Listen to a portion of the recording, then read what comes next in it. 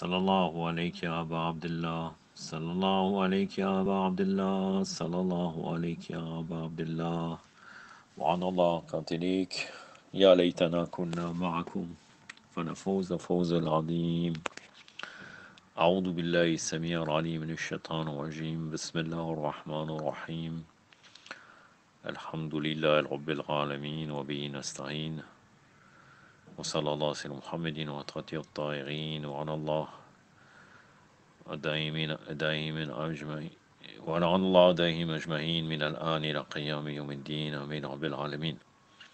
Poésie au Séinite, 9e partie. Je suis arrivé à la 42e poésie de Ibn al-Rodi. Je pleurais pour mon passé et regrettais mes actions passées, tout comme pleure une mère en deuil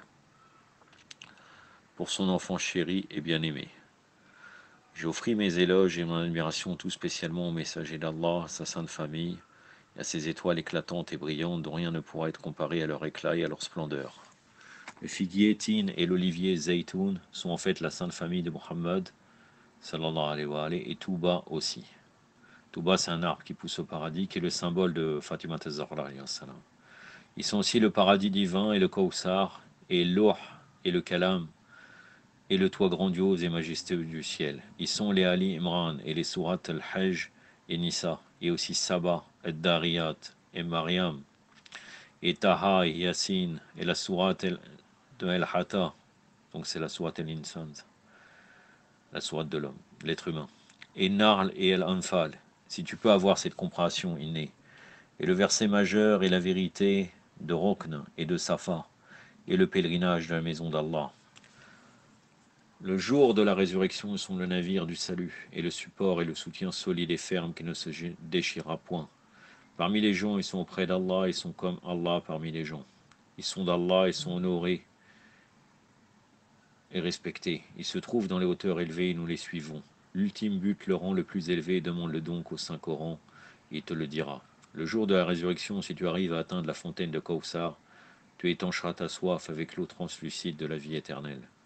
Si la flamme de leur existence n'était pas allumée, le bon Dieu n'aurait point créé le ciel ou la terre, et ni Adam ni Ève ne seraient venus sur la terre. Sous l'ombre d'un abat, manteau, ils se mirent à exécuter le Mubahala, de sorte que l'ennemi, par crainte d'un grand tourment, dut fermer la bouche. Et l'archange Jibril Gabriel, qui se tint sous le manteau, s'enorgueillit de ce fait devant l'archange Michel. Dans tout l'univers, qui donc pourrait être l'égal du vénérable prophète, sallallahu alayhi wa alayhi, de sorte que le Seigneur de tous les anges du ciel, l'honnête Gabriel, était son serviteur. Qui pourra être l'égal des imams dans la connaissance et l'érudition, même s'ils enseignent le Saint-Coran? Leur illustre père est le Seigneur des croyants, et leur grand-père est le vénérable prophète Abu Qasim, Allahumma salli ala Muhammad wa ali Muhammad qui fut l'honorable guide. Ils avaient fondé la religion de l'islam avec grande piété et se soulèvèrent par ordre divin. Leur oncle était Ibrahim, le fils du messager d'Allah, sallallahu alayhi wa alayhi. Et leur mère était Dame Fatima, l'illustre fille de Muhammad, sallallahu alayhi wa alayhi. Et Jafar, aux deux ailes, qui s'envola au paradis, était leur oncle. Je fuis ce peuple et me sauve vers Allah, car ils s'allièrent contre eux pour les détruire et les massacrer. Ô malheur et lamentation pour cette terrible calamité! Comment purent-ils s'allier les uns avec les autres et faire ces horreurs contre eux? Ils leur obstruèrent la voie de l'eau translucide pendant que l'eau de la rivière était toute débordante et pleine. Ils leur firent boire de la coupe de la mort et du poison amer. Ils accomplirent leur qissas, talion, avec la sainte famille de Mustapha, pour les sangs qu'Ali avait versés dans la bataille de Badr et d'Uhud. Selon la tradition appartenant à l'époque Jahiliya, ils se rebellèrent et il semble qu'ils n'étaient aucunement musulmans, hélas. Ils tuèrent, massacrèrent et entassèrent les cadavres, les uns sur les autres, de sorte que dans le désert de Taf, ils apparaissent comme du bois qu'on entasse pour allumer du feu. Quelle chose étrange et incroyable qu'ils furent massacrés avec les épées de l'islam et tués pour leur croyance et piété absolue. La famille Omeyyade ne s'avança dans la plaine de Karbala qu'avec l'aide des hommes du passé qui leur avaient aplani la voie. Comment pourraient-ils jamais se laver du sang injustement versé de Hossein? N'est-il pas vrai que le groupe nombreux des Omeyyades s'enchaînèrent eux-mêmes leurs mains et leurs pieds pour les crimes qu'ils avaient commis? Ils savaient ô combien parfaitement que le droit de la wilaya appartenait à Haïdar, mais ce dernier était un opprimé dont lui fit de l'injustice. Ils lui firent de l'injustice et lui prirent son juste droit. Ils le chassèrent tout en sachant qu'il était leur dirigeant et leur seigneur légitime. Ô chose étrange, avec quelle présomption et quel droit sévirent-ils les égouts d'Ali? Qui était plus approprié qu'Ali pour le califat? Vous avez négligé et ignoré le commandement divin et désobéi à Allah. Quel mauvais comportement avez-vous montré?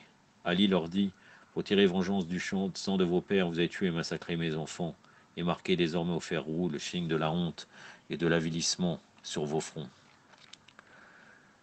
Razi Jalis. Si le torrent de mes larmes s'arrête, je demanderai alors l'aide du sang que verse mon cœur triste et affligé. Laisse donc que mon cœur pleure et se lamente et qu'il ne se calme point, car en vérité c'est une bien grande calamité. On priva l'héritage de la fille de Muhammad sallallahu alayhi wa alayhi, et on commit une bien mauvaise injustice envers elle. Et on fit de l'injustice à Ali, on lui paya son droit célèbre et fameux. Le messager d'Allah a ouvert la bouche pour énoncer et énumérer ses qualités et son haut rang. C'est lui Bachir et Nadir, mais on rogna le serment qu'on avait prêté pour sa wilaya et Satan les trompa. Lorsqu'il voulut s'habiller de l'habit du califat, on le priva de cela. Le peuple juif suivit la vache, tandis que de votre côté vous avez suivi un chameau. C'est le chameau de la bataille du chameau. Douleur et tristesse pour les tués de Karbala, ceux mêmes qui furent privés de l'aide des familiers et des étrangers d'une manière égale. Chose étrange en vérité, car même la main du destin ne frappa pas sur la tête de ces hérétiques. Est-ce possible que le sang de Hossein se verse sur la terre et qu'ils ondoient sans que le ciel ne se mette à trembler? Il semble que même les montagnes furent attristées et affligées, à ce qu'aucune pierre mortelle et destructrice ne tomba du ciel sur eux. Pour quelle raison donc le priva-t-on de l'eau de l'Euphrate? Et pourquoi les mers ne devinrent-elles point violentes et orageuses? L'eau translucide devint illicite pour Hossein, car le vin était devenu licite pour ses ennemis. Tala ibn Rozek. Le jour d'Ashura, afin de préserver l'Euphrate pour soi, ce méchant peuple détruisit la charia. Certains parmi les soldats de ce méchant peuple empêchèrent à ce que l'eau translucide et délicieuse fût parvenue à Hossein. Les tribus de Modar et de Rabir en Irak le trahirent et n'agirent point selon leur sermon. Lorsqu'on l'invita, il accepta leur invitation de bonne grâce. Cependant, lorsque ce fut son tour à lui de les appeler à lui, ils ne lui répondirent pas. Ils prétendent être le chiite, mais schisme, la discorde et l'hypocrisie ont développé chez eux. Ils commirent la pire des trahisons contre lui et agirent de la manière la plus scandaleuse qui puisse exister. Ils désobéirent au vénérable prophète et ne l'écoutèrent aucunement. Ils vendirent la religion pour s'approprier de ce bas monde et achetèrent tous les dommages et tous les dégâts de ce monde-ci. Et avec le passage du temps, ils usèrent de l'islam pour mener à bout leurs ruses et leurs tromperies. Et ce qui advint à Karbala était dû à ce qui était déjà venu à Saqifa auparavant. Ô toi sanctuaire qui est dans la contrée de Taf, ta terre embrasse le monde et la religion tous ensemble. Dans ce saint mausolée, il y a des coquilles qui sont remplies de perles précieuses.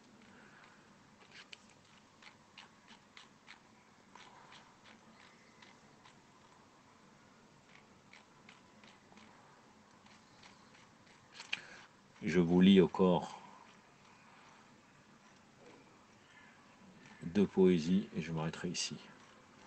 Ibn Mekki et Nili. Je pleure pour l'imam Hossein car les larmes ont été seulement inventées pour les enfants du vénérable prophète. Je jure devant Allah combien de fois ont-ils brisé le dos de Haïdar et combien de fois ont-ils coupé la tête du messager d'Allah.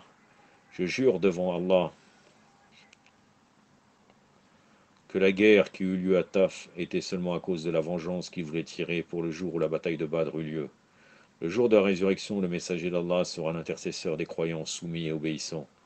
Et Ali, avec ses deux fils que Fatima a mis au monde, sauvera les chiites. Et Zayn el-Abedin Ali et Baqir, qui fut la science du vénérable prophète, et après lui son fils Ja'far, sont les dirigeants des espoirs et des souhaits de la Ummah. Le Moussa, Kadem et son fils Reda sont les bannières de la guidée et de la piété. Le fils de Reza, Mohammed, et ensuite Hadi, et après lui Ali, l'élu de la Ummah, sont les provisions de mes lendemains. Et deux autres dirigeants, Hassan et son auguste fils Mehdi, ceux mêmes dont j'espère pouvoir atteindre la vérité absolue et unique de par leur existence. Khatib el-Kharawazmi. On tua Ali qui était la splendeur rayonnante de la justice et le dirigeant des justes, celui qui était l'unique combattant de tous les champs de bataille. On tua aussi son fils Hassan al-Mushtaba, le noble chevalier arabe. On fit cela avec du poison mortel. Et on priva Hossein de l'eau de l'Euphrate et on lui donna des coups de lance et d'épée. On le tua et on le fit tombé dans la poussière tout couvert de son sang. Et si ce n'était pour l'éloquence et le discours de Dame Zaynab, on aurait situé Ali Sajjad, alayhi salam. Les filles de Mohammed, sous le soleil brûlant, avec des lèvres sèches, marchaient tristement en file, tandis que les membres de la famille de Yazid se trouvaient dans l'ombre fraîche du palais. La prochaine poésie de Qutb-ud-Din Rawandi.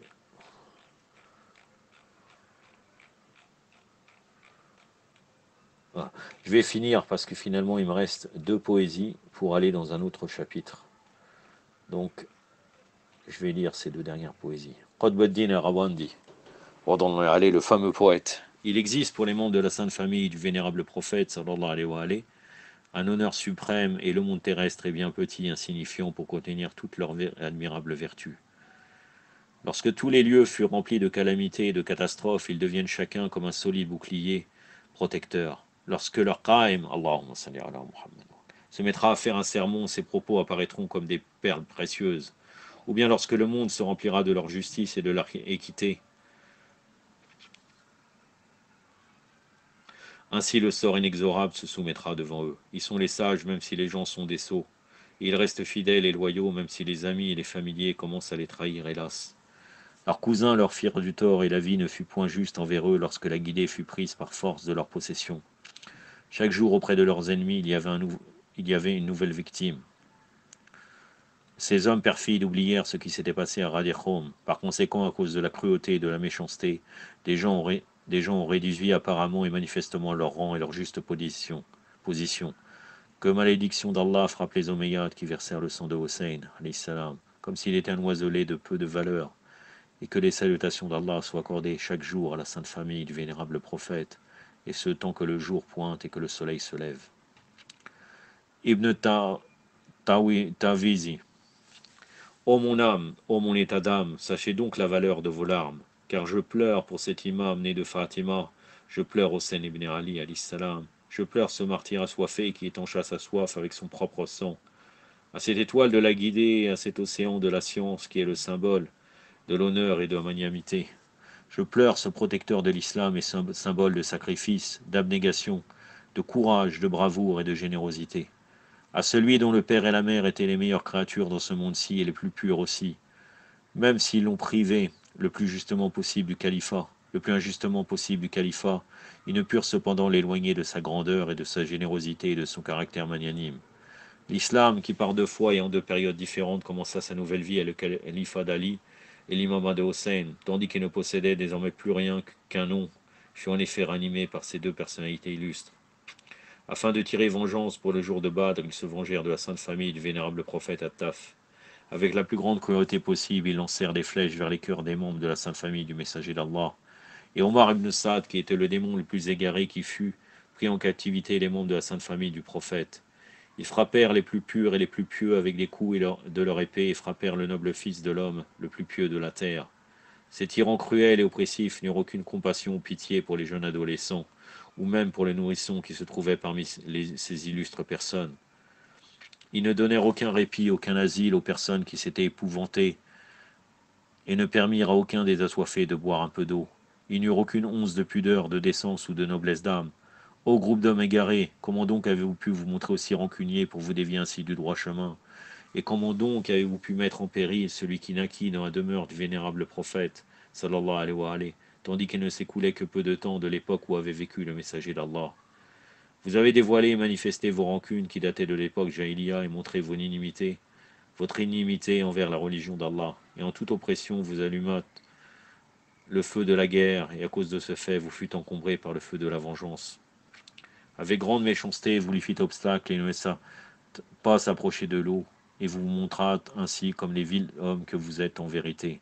Par conséquent, à cause de votre haine et de votre rancune envers Ali, vous méritez le tourment éternel. Et moi, j'offre mes salutations et mes respects aux illustres imams qui sont les meilleures voies de la guidée. Le jour de la résurrection, leur wilaya sera ma seule provision, car c'est de par cette protection que se différencie le bienheureux du damné. Inch'Allah, la prochaine fois, je serai dans les poésies liturgiques de la 3e époque, du 7e siècle jusqu'au 9e siècle. أكتفي بهذا القدر وصلى الله على سيدنا محمد وعلى آله وصحبه الطاهرين والسلام عليكم ورحمة الله.